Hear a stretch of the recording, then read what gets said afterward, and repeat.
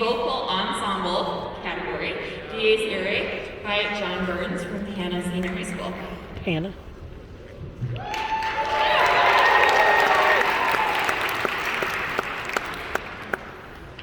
You're purple.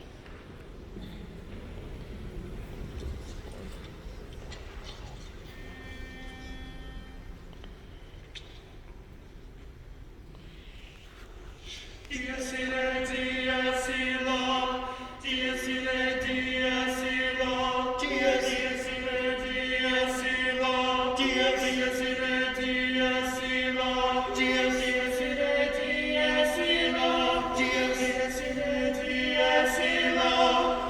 dies irae, dies illa, dies irae, dies illa, dies irae, dies illa, dies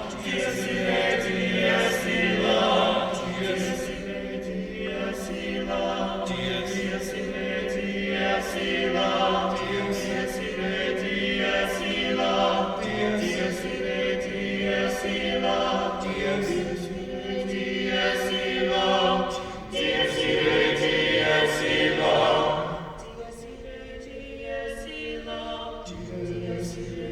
dies illa, dies irae, dies illa, dies irae, dies illa, dies irae, dies illa, dies irae, dies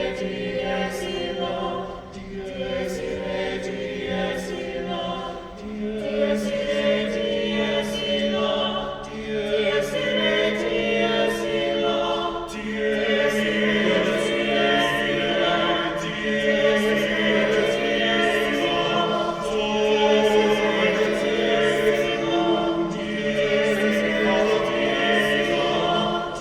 dies irae, dies illa, dies irae, dies illa,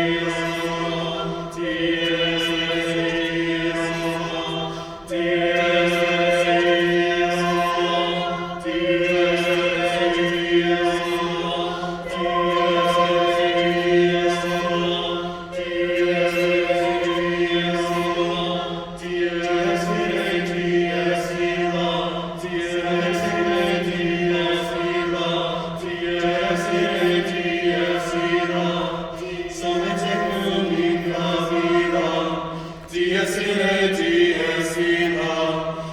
seclum in favilla. Dies irae, dies illa, solet seclum in favilla. Dies. Very good. Woo! Hey, John! Woo!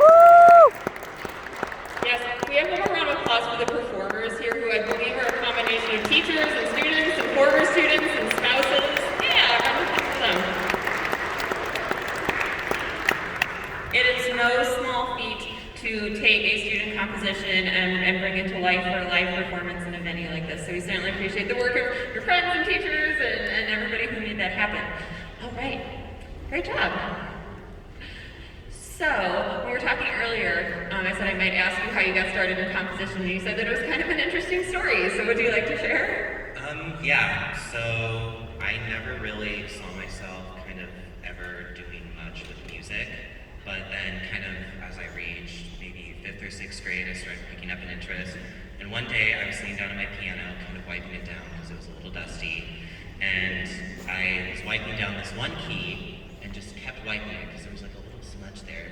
And I just kept hitting it. And then I'm like, this kind of sounds like music. So then I just sat down and kept hitting that one key and then kind of made a song out of it. And then ever since, I've kind of been hitting keys.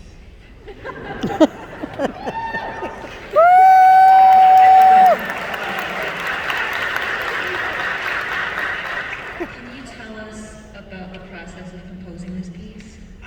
So people think that because like I'm a classical composer, I spend like just months upon months writing pieces, organizing it, and trying to figure it out. I wrote this in half a day.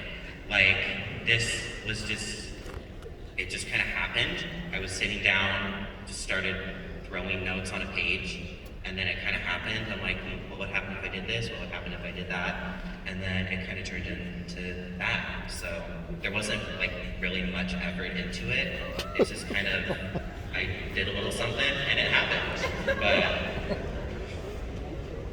Can you tell us a little bit about the text so everyone knows what it means and then how it shows it as well?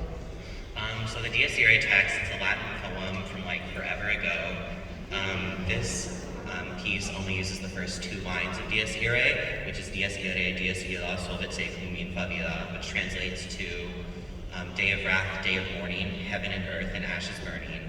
The original poem is like 9 stanzas long, but I chose to use the first 2 lines.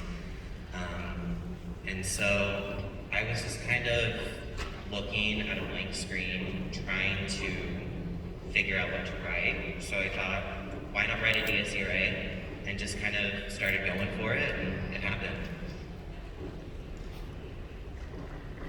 So, how was it for you hearing it sung for the first time ever? So hearing it like sung for the first time, we recorded it part by part. So there wasn't really that exact moment, but I remember when I finally had it sitting on my computer fully mixed and I listened to it, I just like sat there for maybe 2 minutes and then just went, holy crap, I wrote that. It's such a strange experience seeing your work like come to life. I'm curious if this piece has encouraged you to compose more for vocal ensembles or if you want to head in a different medium direction. I'm always just kind of trying new things and everything. I definitely want to kind of explore more choral writing, but I'm also exploring using orchestras and concert bands and really anything I can get my hands on. That's what I was going to ask too, because since, this just happens, right? We sit down and we write a Dies Irae in half a day. What ensembles or classes, music classes, are you a part of at school? Are you in a theory class? Like that doesn't just happen. So I come from a very small school, so we don't really have like music theory or anything of that. But I do take band, I take choir, I'm in drama club right now, I'm in the Decatur Youth Symphony. Really just any kind of opportunity I can get to do music, I just kind of take it. And it seems like you have plans of continuing this in the future. Pardon? Do you have plans of continuing writing music in the future?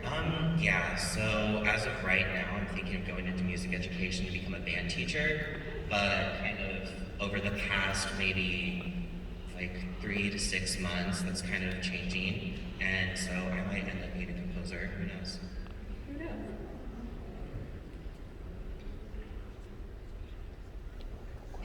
What or who have been your biggest inspirations in your composition? I think probably John Adams. He's a really great modern minimalist composer. He was kind of someone I discovered maybe a year after composing, and he was really the person to keep motivating me to keep going. And then obviously like the classic composers like Beethoven and Mozart and things like that. There was a very impactful silence right before the end. Can you tell us what you intended with that?